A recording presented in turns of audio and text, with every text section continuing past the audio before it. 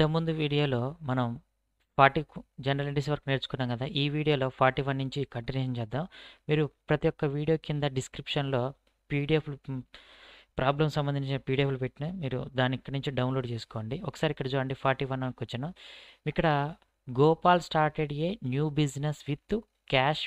గోపాల్ అంటాడు కొత్తగా business start. Cash ఎంత పెడుతుండు? 2 lakhs, ఫర్నిచర్ 5,000, గూడ్స్ 6,000, మిషనరీ 10,000. దీనికి మనం ఎంట్రీ ఏ విధంగా రాయాలనేది, గోపాల్ అనేటోడు గివర్ కాబట్టి వీడిని ఎక్కడ చూపించాలి, మనం క్రెడిట్లో చూపించాలి. ఆటోమేటిక్గా క్రెడిట్ ఏందో దొరికిపోయింది ఇక్కడ మనకు. ఇప్పుడు కొత్తగా క్యాష్ అనేది బిజినెస్లోకి వస్తుంది కాబట్టి దీన్ని డెబిట్ చేయాలి మనం. ఓకేనా? నెక్స్ట్ ఇక బిజినెస్లోకి వచ్చేది ఏంది? ఫర్నిచర్ కూడా బిజినెస్లోకి వస్తుంది కాబట్టి దీన్ని కూడా మనం డెబిట్ చేయాలి. నెక్స్ట్ ఇక్కడ గూడ్స్ కూడా వస్తున్నాయి కాబట్టి దీన్ని కూడా మనం డెబిట్ చేయాలి. నెక్స్ట్ మిషనరీ అనేది కూడా ఫార్మ్లోకి వస్తుంది కాబట్టి దీన్ని కూడా మనం డెబిట్ చేయాలి. టోటల్గా మనకి ఇక్కడ డెబిట్స్ క్రెడిట్స్ అంటే ఏందో ఉన్నాయి కాబట్టి ఎంట్రీస్ అనేది ఇప్పుడు పాస్ చేద్దాం. ఎంట్రీ ఏం రాద్దామంటే first cash 2 lakhs, furniture 5,000, goods 6,000, machinery 10,000 to Gopal started. ఇవి అమౌంట్స్ మొత్తం కొడితే మనకి ఎంత వచ్చింది? 2,21,000. ఈ విధంగా మీరు ఎంట్రీ అనేది పాస్ చేయాలి. నెక్స్ట్ క్వశ్చన్ చూడండి ఒకసారి. ఇక్కడ amount due from Prasad 5,000 was written off bad debts. He becomes insolvent. అంటే చూడండి మనకు అమౌంట్ మనకు ప్రసాద్ అనే వ్యక్తి దగ్గర నుంచి అమౌంట్ అనేది 5,000 అమౌంట్ అనేది రావాలి. కానీ వాడు బ్యాడ్ డెట్స్ అంటే మొండి బకాయిలు, అంటే బ్యాడ్ డెట్స్ అని చెప్పుకున్నాం కదా తెలుగులో, మొండి బకాయిలు. హీ బికమ్స్ ఇన్సాల్వెంట్ అంటే దివాల్ తీసిన. ఇక్కడ సరుకు తీసుకుపోయేటప్పుడు మంచిగా ఉండు ప్రసాద్ అనేటోడు, అతడు బిజినెస్ అనేది ఇన్సాల్వెంట్ దివాల్ తీసిన తర్వాత ఇప్పుడు ఇన్సాల్వెంట్ దివాల్ తీసినంటే ఇప్పుడు మనకు డబ్బులు ఇస్తాడు. ఆ 5,000 ఇవ్వడు కదా. ఇవ్వనప్పుడు మనకి ఇక్కడ బ్యాడ్ డెట్స్ అనేది ఏంది, మీరు లాస్ కింద ట్రీట్ చేసుకోవాలి. బ్యాడ్ డెట్స్ అనేది అంటే ఏంది, మొండి బకాయిలే కదా. ఇప్పుడు నామినల్ రూపాయకారం లాస్ వచ్చి నేను ఎక్కడ చూపించాలి? డెబిట్లో చూపించాలి. ఇక్కడ ఇచ్చేది ఎవరు? గివర్ ఇచ్చేది ఎవరు అంటే ప్రసాద్. ఈ ప్రసాద్ అనే ఎక్కడ చూపించాలి? మరి ప్రసాద్ అనేటోడు గివరే కదా కాబట్టి క్రెడిట్లో చూపించాలి. ఇప్పుడు మీరు దీనికి ఎంట్రీ ఏం రాస్తారంటే డెబిట్లో ఏముంది?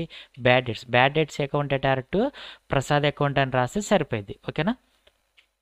నెక్స్ట్ క్వశ్చన్ చూడండి ఒకసారి. ఇక్కడ bad debts recovered from Prasad for cash 5,000. ఇంతకుముందు ఇయర్లో మనం బుక్ ఆఫ్ అకౌంట్స్ ఎప్పుడు క్లోజ్ చేస్తాం? 31st మార్చికే కదా. ఆ ఇయర్లో ప్రసాద్ దగ్గర నుంచి డబ్బులు రాకపోయే వరకు ఏం చేసినాం మనం? బ్యాడ్ డెట్స్ కింద ట్రీట్ చేసి bad debts account direct Prasad అని 5,000 క్లోజ్ చేసినాం. అప్పుడు బుక్స్ క్లోజ్ చేసినాం కదా. ఇప్పుడు 2021లో ఉండి మనం ఇక్కడ ఏం చేస్తున్నాం అంటే ఈ 2021లో పలానా డేట్న అంటే 5th monthలో మనకు రావాల్సిన బ్యాడ్ డెట్స్ ఏదైతే ఉన్నాయో అవి రికవర్ చేసుకున్నాం అనమాట. ఇక్కడ ప్రసాద్ అనేటోడు ఇచ్చిండు అనమాట. ఇప్పుడు ఇక్కడ చూడండి బ్యాడ్ డెట్స్, ఇంతకుముందు బ్యాడ్ డెట్స్ అని ఎక్కడ రాసిరు? మీరు డెబిట్లో రాసిరు అంతే కదా. మామూలుగా ఒక వ్యక్తి మనకు క్యాష్ ఇవ్వాల్సి, చూడండి క్యాష్ రిసీవ్డ్ ఫ్రమ్ ప్రసాద్. మామూలుగా ప్రసాద్ అనేటోడు మనకు 5,000 ఇవ్వాల్సి ఉంటే ఏమని రాస్తారు? క్యాష్ అకౌంట్ డైరెక్ట్ ప్రసాద్గా రాసేది. ఇక్కడ బ్యాడ్ డెట్స్ అనేది డెబిట్లో ఉన్నది కదా. ఇప్పుడు బ్యాడ్ డెట్స్ అనేది ఎక్కడ రాయాలి? మీరు ఇక్కడ సిచ్యువేషన్లో క్రెడిట్లో రాస్తే నలిఫై అయిపోయేది. ఇప్పుడు మనకు క్యాష్ వస్తుంది కదా. క్యాష్ని ఏం చేస్తారు? ఇక్కడ మీరు డెబిట్కి గుర్తించండి. ఇప్పుడు ఇక్కడ మీరు ఏం రాస్తారు? Cash account direct bad debts అని రాయండి. ఒకసారి చూడండి ఇక్కడ cash account direct bad debts. ఇక్కడ డెబిట్లో ఉన్న బ్యాడ్ డెట్స్కి ఇక్కడ క్రెడిట్లో ఉన్న బ్యాడ్ డెట్స్కి కొట్టేస్తే మీకు రిమైనింగ్ ఏమొస్తుంది? మా నార్మల్గా ఒక ప్రసాద్ దగ్గర నుంచి మనకు డబ్బులు వచ్చినప్పుడు ఎంట్రీ రాసుకుంటాం cash account direct Prasad account అని, ఇదే కదా ఎంట్రీ రాసుకునేది. ఇక్కడున్న బ్యాడ్ డెట్స్కి ఇక్కడున్న బ్యాడ్ డెట్స్ కొట్టయితే మళ్ళీ మిగిలేదు మనకు ఒరిజినల్ ఎంట్రీ ఇదే కదా. ఓకేనా? ఈ విధంగా మీరు ఏం చేయాలంటే ఈ విధంగా ఎంట్రీ అనేది పాస్ చేయాలి. నెక్స్ట్ క్వశ్చన్ చూడండి ఒకసారి. ఇక్కడ purchase an old building from Ramayya. Ramayya అనే పర్సన్ దగ్గర నుంచి ఓల్డింగ్ పర్చేజ్, కానీ ఇక్కడ క్యాష్ ఇచ్చినాం. ఇక రామయ్యతో మనకు పని లేదు ఇక్కడ. ఓకేనా? కాబట్టి ఇక్కడ మనం క్యాష్ పెట్టి కొన్నాం కాబట్టి క్యాష్ అంతా ఇక్కడ 2 lakhs. ఇక్కడ క్యాష్ 2 lakhs అయింది. స్పెంట్ ఎంత? రిపేర్ ఎంత చేయించినాం? ఇక్కడ స్పెంట్ ఎంత పెట్టినాం? 25,000 పెట్టి రిపేర్ చేయించినాం దీని మీద. నెక్స్ట్ ఇక్కడ 15,000 పెట్టేసి రిజిస్ట్రేషన్ చేయించినాం. ఇక్కడ చూడండి ఇక్కడ రిపేర్స్ అనేది ఏంది? ఎక్స్పెన్సెస్. నామినల్ రూపాయకరం ఎక్కడ చూపించాలి? డెబిట్లో చూపించాలి. నెక్స్ట్ ఇక్కడ రిజిస్ట్రేషన్ అనేది కూడా ఖర్చే కదా, ఇది కూడా ఖర్చే కాబట్టి ఇది కూడా ఎక్స్పెన్సే కాబట్టి నామినల్ ప్రకారం డెబిట్లో చూపించాలి. ఇక్కడ బిజినెస్కి క్యాష్, ఇక్కడ చూడండి పర్చేజ్ అండ్ ఓల్డ్ బిల్డింగ్. ఇక్కడ కొనుగోలు చేసేది ఏంది? ఇక్కడ ఓల్డ్ బిల్డింగ్ అని పర్టికులర్గా ఇచ్చింది చూడండి ఏం కొంటున్నాం అనేది. ఇది కూడా మీరు ఏం చేయాలి? ఇప్పుడు బిజినెస్కి వస్తుంది కాబట్టి దీన్ని డెబిట్ చేయాలి. ఓకే, మనం పే చేసేది ఏంది? ఇక్కడ క్యాషే కదా. ఇప్పుడు ఎన్ని కొన్నప్పుడు మనం బిజినెస్ నుంచి క్యాష్ అనేది బయటికి వెళ్ళిపోతుంది కదా. క్యాష్ అనేది క్రెడిట్లో పెట్టండి. ఓకేనా. ఇక్కడ చూద్దాం.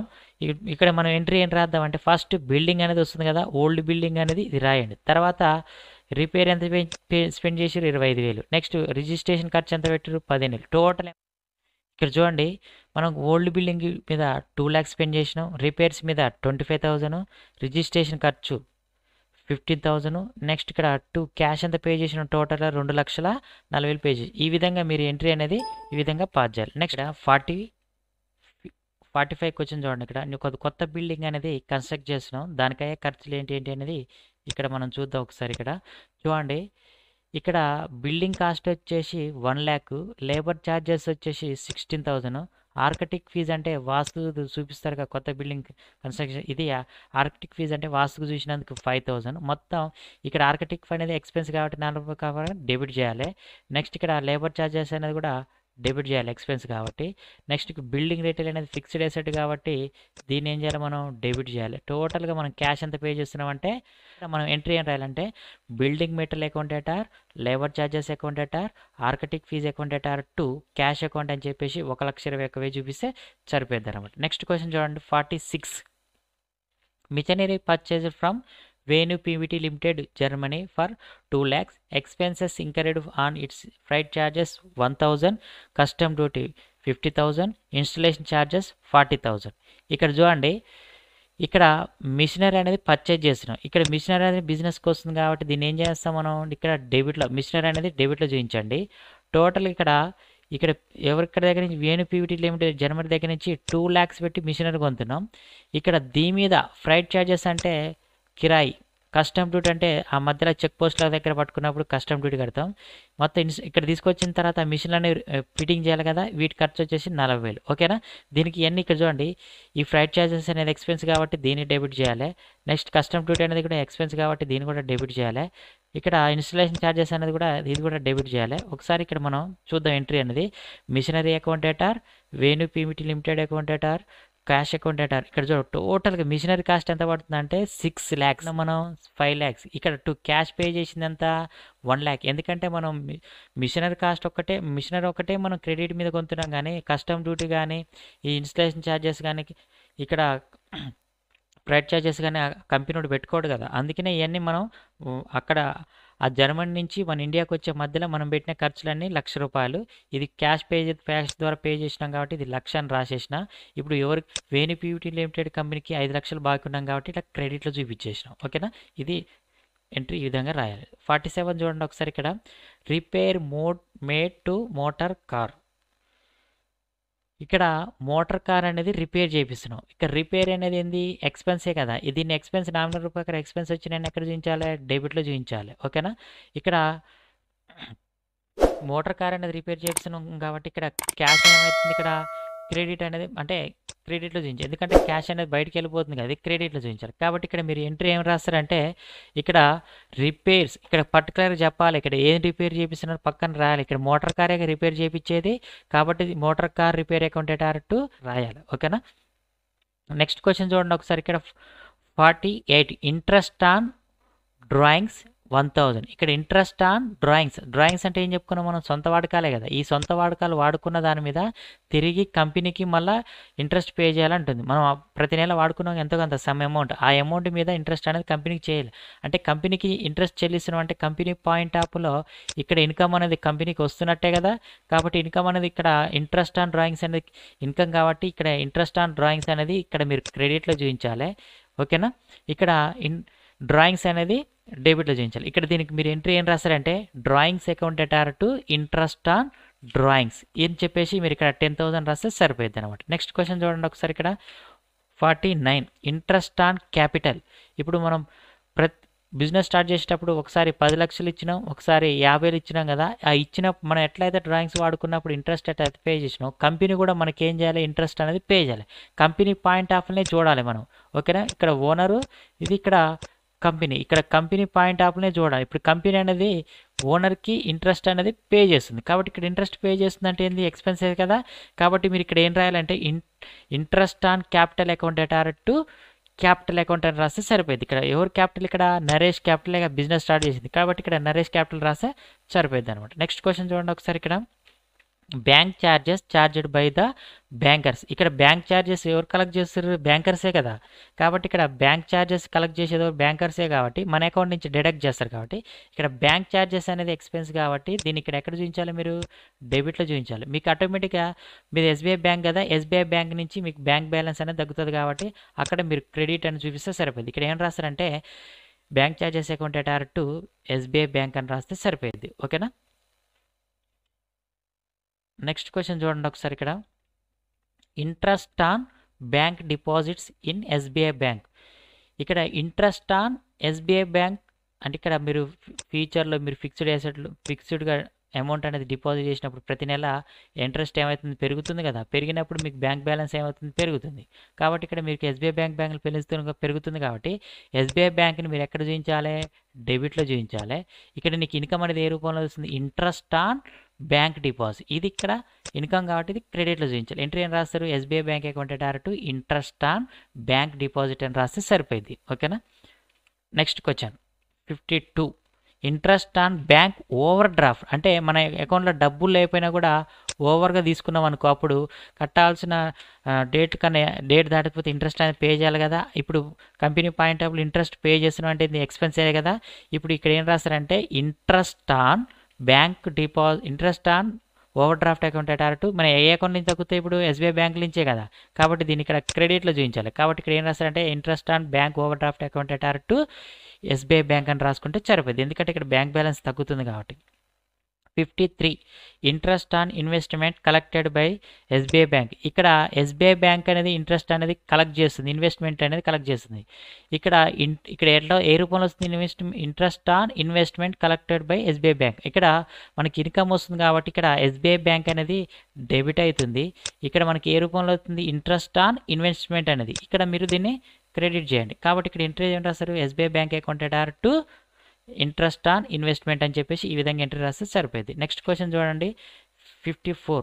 Insurance premium paid by SBI bank. ఇక్కడ ఇన్సూరెన్స్ ప్రీమియం అనేది ఎవరు చెల్లిస్తారు? ఇక్కడ మన అకౌంట్లో డబ్బులు ఉంటే ఆటోమేటిక్గా డెబిట్ అయిపోద్ది, ఇన్సూరెన్స్ కట్ అయిపోద్ది కదా. ఇక్కడ బ్యాంక్ బ్యాలెన్స్ తగ్గుతుంది కాబట్టి మీరు ఇక్కడ ఏం చేయాలి? దీన్ని క్రెడిట్లో గుర్తించాలి. ఇక్కడ మనం ఇన్సూరెన్స్ ప్రీమియం పే చేస్తున్నాం కాబట్టి ఇది ఎక్స్పెన్స్ కాబట్టి ఇది ఎక్కడ చూపించాలి? మీరు క్రెడిట్లో చూపించాలి. ఇక్కడ డెబిట్ ఉంది, క్రెడిట్ ఉంది కదా. ఇన్సూరెన్స్ ప్రీమియం ఏంది? ఇక్కడ మనకు డెబిట్ అయింది, ఎందుకంటే ఇది ఎక్స్పెన్స్ కదా. ఎక్స్పెన్స్ కాబట్టి దీన్ని ఏం చేయాలి? ఇప్పుడు మనం డెబిట్లో చూపించాలి. ఓకేనా. ఇక్కడ ఎస్బీఐ బ్యాంక్ బ్యాలెన్స్ తగ్గుతుంది కాబట్టి దీన్ని ఎక్కడ చూపిస్తారు? మీరు క్రెడిట్లో చూపిస్తే సరిపోతుంది. ఓకేనా. ఇక్కడ డెబిట్ ఉంది, క్రెడిట్ ఉంది కాబట్టి ఎంట్రీ ఏం రాస్తారంటే ఇన్సూరెన్స్ ప్రీమియం పేడ్ అకౌంట్ అటార్ టు ఎస్బీఐ బ్యాంక్ అని రాస్తే సరిపోయింది అనమాట. ఓకేనా. Next question 55. Cash stolen from business నుంచి క్యాష్ అనేది దొంగిలించబడింది. అప్పుడు ఇక్కడ క్యాష్ అనేది బయటికి వెళ్ళిపోయింది కాబట్టి ఇక్కడ క్యాష్ అనేది క్రెడిట్ అవుతుంది. ఇక్కడ స్టోలెన్ అంటే దొంగతనమే కదా, ఇది లాస్ పోతున్నాం కాబట్టి దీన్ని ఎక్కడ చూపించాలి? నామినల్ ప్రకారం డెబిట్లో చూపించాలి. ఇక్కడ ఏమని రాస్తామంటే లాస్ బై థెఫ్ట్ అకౌంట్ అటార్ టు క్యాష్ అకౌంట్ అని రాసుకుంటే సరిపోయింది. లాస్ బై థెఫ్ట్ అకౌంట్ అటార్ టు క్యాష్ అకౌంట్ అని రాస్తే సరిపోయింది అనమాట. Next question 56.